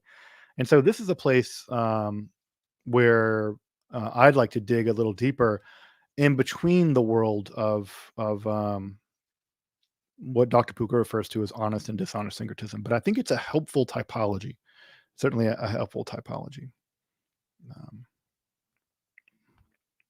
wow. Any thoughts on millennialism?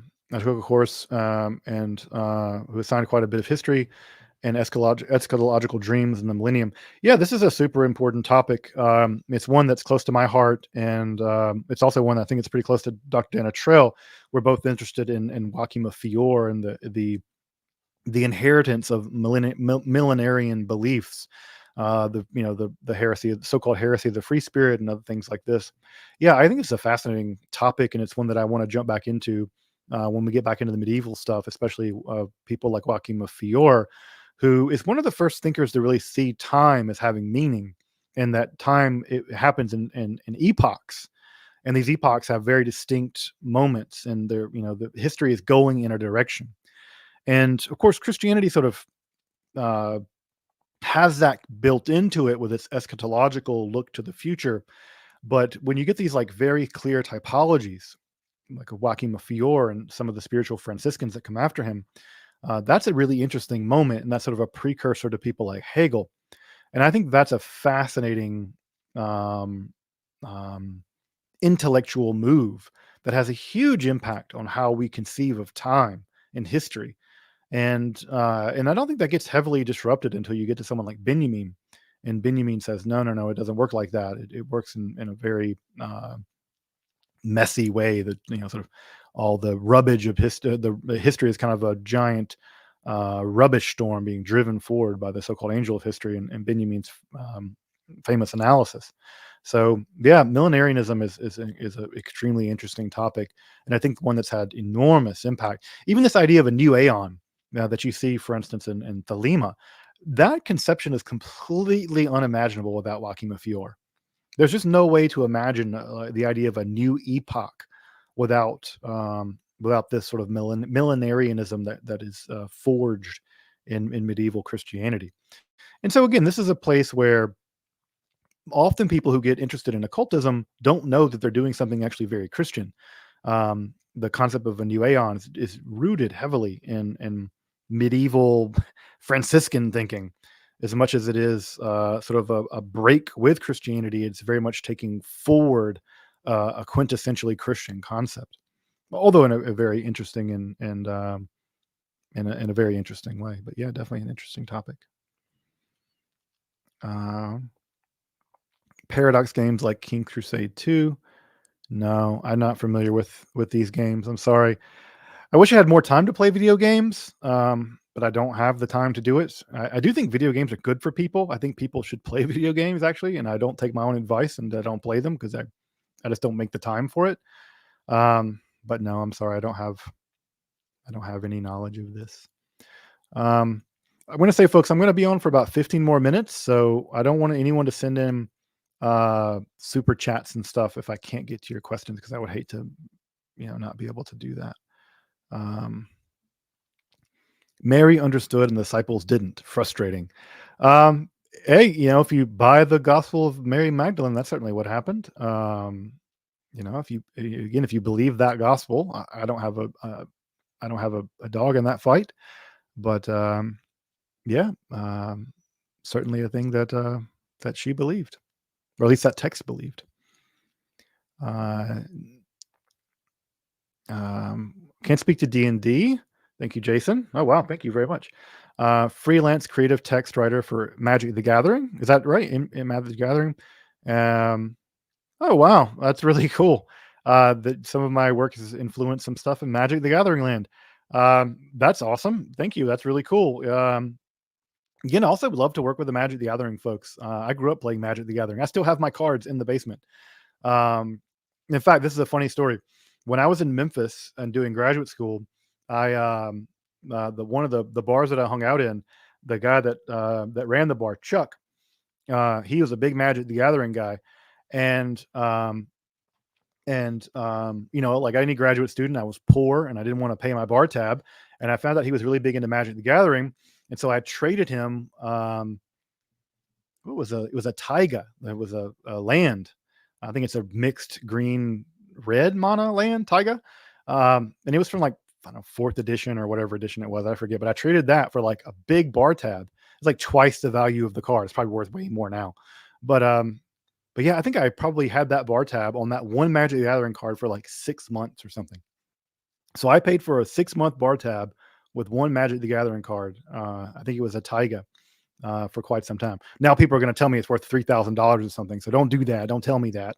But I will say I was quite pleased to be able to basically like drink for free for like months at a time in graduate school with one Magic the Gathering card.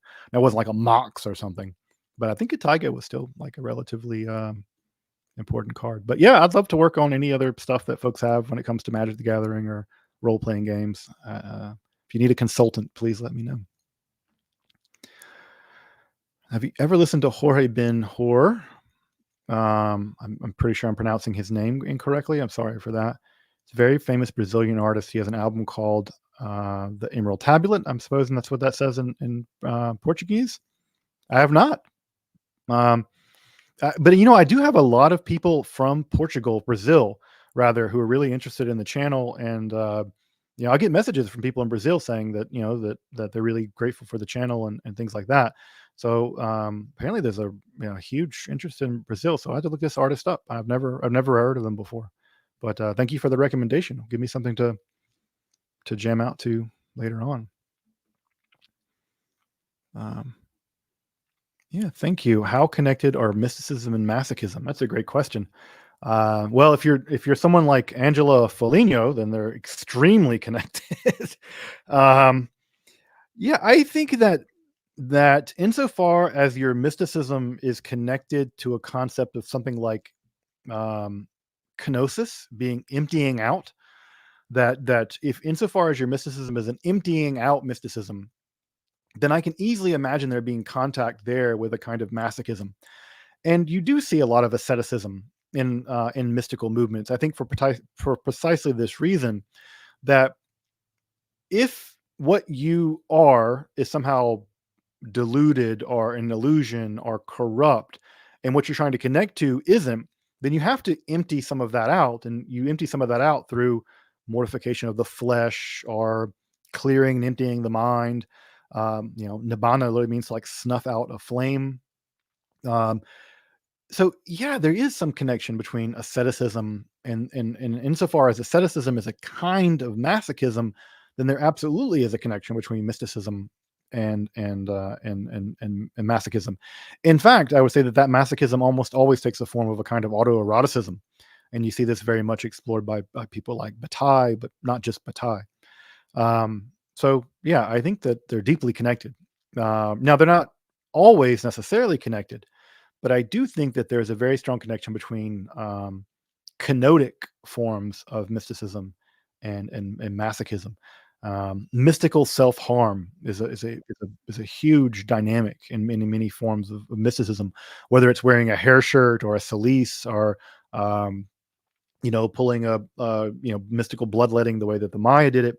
Um, there's a wide fasting, for instance, is a wide range of these kinds of uh, masochism, mysticism. I think they often are quite connected in fascinating ways. Have I read Hamlet's Mill? I'm sorry, Nathan, I have not read Hamlet's Mill. Um, Maybe you can tell me more what's of it in the chat, and I can maybe look it up, but I haven't read it. Also, folks, just know that when these are done, I'm not always able to look through the chat while I'm doing this, but I am able to look at them afterwards. So feel free to ask questions and stuff, and if I can get to them afterwards, I will. Vishanti, thank you. Thank you. Shabbat shalom. Yeah, Shabbat shalom to you too. I'm actually going to go do some Shabbat soon. All right, super sticker. Thank you, Ronin. Pablo, thank you. Wow, so many. Has there been any other comparably maltheistic movement? Well, I mean, Gnosticism isn't maltheistic. Remember that the demiurge isn't a god. The only God is God. Gnosticism is not bitheistic. It's dualistic, but it's eschatological dualism in the sense that eventually you'll go back to God, and the demiurge will be destroyed or redeemed somehow, depending on your your form of Gnosticism. Um, but I would not call Gnosticism maltheistic in the sense that the demiurge is not a god. They claim to be a god. It claims to be a god, but it's not. Only God is God, the unknowable Supreme Father, the infinite light. Any other things are maltheistic? I mean, Lovecraft and a sort of trinity of Azathoth and Yog-Sothoth and what's the other one? Shub-Niggurath. That's a bit maltheistic, but I don't know of any religion that's actually just straight up maltheistic, where God is just evil. I mean, kind of the Chasti Ashkenaz movement in 13th century Germany. The god of the Chasti Ashkenaz is still not maltheistic, but is so just that the deity comes across as almost evil. And so in fact, the theology of the Chasti Ashkenaz, um, God made a maximally bad universe so that it would be very difficult to be righteous. And so our universe is not the best of all possible worlds; it's the worst because it's so difficult to be righteous because God wants this world to be challenged. And so in that theology, evil is a proof of God, and God built in the maximum amount of evil in the world that God could without destroying the world. And apparently God had made many worlds prior to this one, but it was too hard and the world itself couldn't even survive, and it just dissolves and destroyed. It was self-destructed. And so this world is the world that has the maximal amount of evil in it as a proof, so that it will produce as few righteous people as possible. So I would say the Chasti Ashkenaz movement, which are also very important in the history of Jewish magic and early Kabbalah. So they often get pretty close to a kind of maltheism. Um, but even then, they would say God is good, God is just, and just because you're a hack and you can't be righteous isn't God's fault. So I always like their theology. It's so perverse. Something like there's something absolutely perverse about it that's really lovely. Oh, thank you, Brian. Did a great podcast with Brian over at Transatlantic History Ramblings. Yeah, I'd love to come back on. Feel free to bring me back on anytime. I had a blast talking to you folks. Check out the Transatlantic History Ramblings podcast. It's fantastic. It was really an honor to be able to come on and um, talk to Brian. Yeah, thank you, Ronan, for the super sticker. Were the rituals similar to the Eucharist before Christianity? Any similar occult practices that predate Christianity? I mean, there was the Seder meal. No, it's probably what the Lord's Supper is based on. Is the Seder? Jesus was executed sometime around Passover. Not clear exactly when, but sometime around Passover. So absolutely, the ritual. Almost every religion has some kind of ritual meals, ritual libations, ritual offerings, bread and wine. They were simply ubiquitous as important staples of ancient food, modern food for that matter. And so it's unsurprising that these have become heavily imbued with mystical properties. And so the Eucharist is certainly an extension and a mystification of the Seder meal, which is also mystified in the Kabbalah as well. So absolutely, that predate Christianity for sure. I'm losing my voice. Yeah, thank you, Pastor Mark, for the super sticker. Appreciate that. All right. What are your thoughts on Zosimuch French publications? Um, do you mean the Berthelot? Jorge is a good friend of the channel. Jorge, do you mean like the Berthelot, the French translations made in like the 1890s? Um, they're it, basically. Um, there are no other, to my knowledge, there are no other translations of Zosimus into any other language.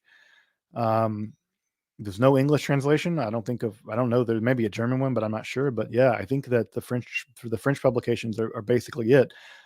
My understanding is that they're solid. I haven't looked at them in a long time. I know that Shannon Grimes, when she did Becoming Gold, which is her sort of philosophical and spiritual autobiography of Zosimus, I think she relies on those French translations. But to my knowledge, that's it. So if you want to read Zosimus, you have to read him either in Greek, in the critical edition, which is still now more than 100 years old, 120 years old, or you have to read them in the French translation done by Berthelot back then.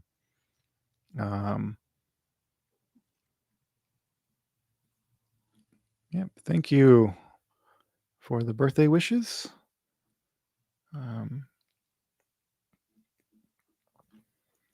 When will I be at the BPH, the Rittman Library again? Whenever they invite me.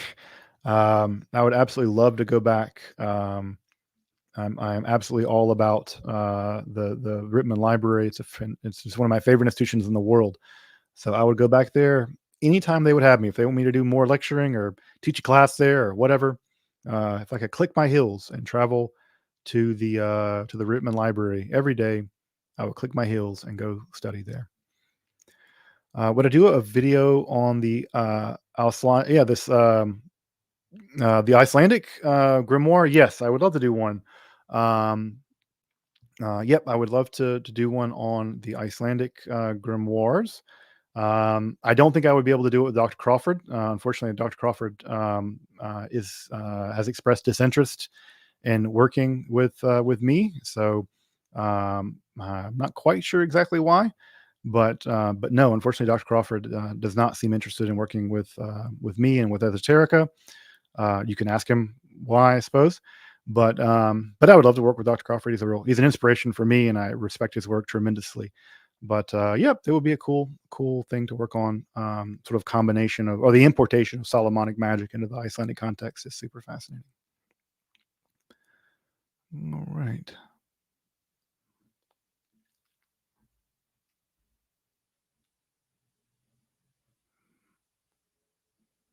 I thought I saw something in the chat. Hold on, let me keep scrolling down. Wow, so many great comments. Thank you all for the well wishes and the birthday wishes.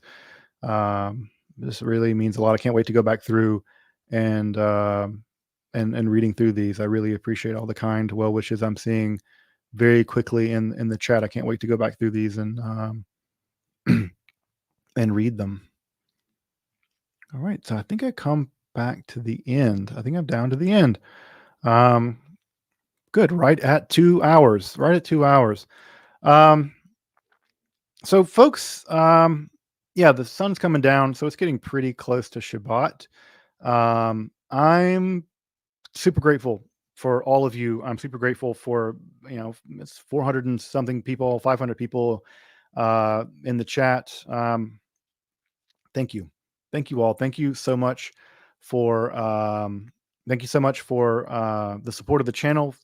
Thank you so much for, just making, like, making making my life work, making the academic work accessible to people. I'm just extremely grateful for it. I can't express in words how lucky I am and how blessed I get to live a life where I get to do what I love. I get to take information that I think is incredibly important and make it available to people, and then I get to see kind comments all the time. Folks in the chat saying just wonderful things. It's incredibly heartwarming, and it makes me feel fantastic. And that's a great birthday present, folks. I don't need any other kind of birthday present than that. I get to do what I love. I get to be an educator.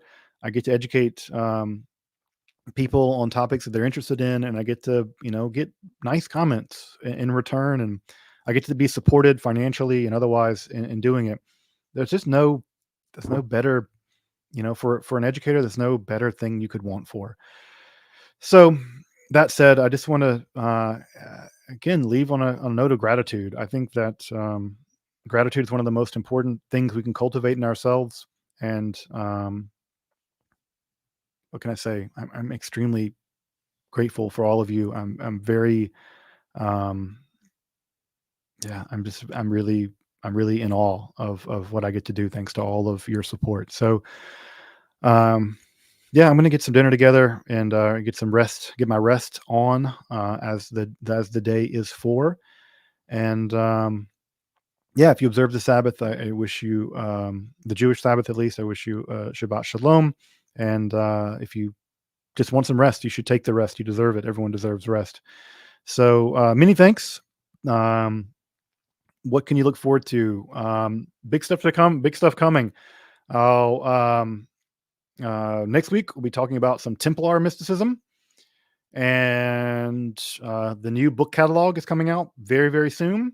I'm going to be interviewing Professor Lawrence Principe, one of the top three foremost people, top one. I mean, he's just an amazing scholar of alchemy. So I'm going to be interviewing him and talking with him, and I'll be having an episode on John Rupasissa after that, who kind of interestingly mixes Wakhamite apocalypticism and alchemy in these crazy, interesting ways. So lots of more cool stuff coming on the channel. Thank you for the support. Oh, also, I'll be giving away a 17th century book for free. That's coming soon, next week or something. So thank you. Thank you, thank you, thank you. And I'll see folks next week for an episode on the mysticism of the very foundations of the Knights Templar. So until then, thank you so much, and I will see folks soon.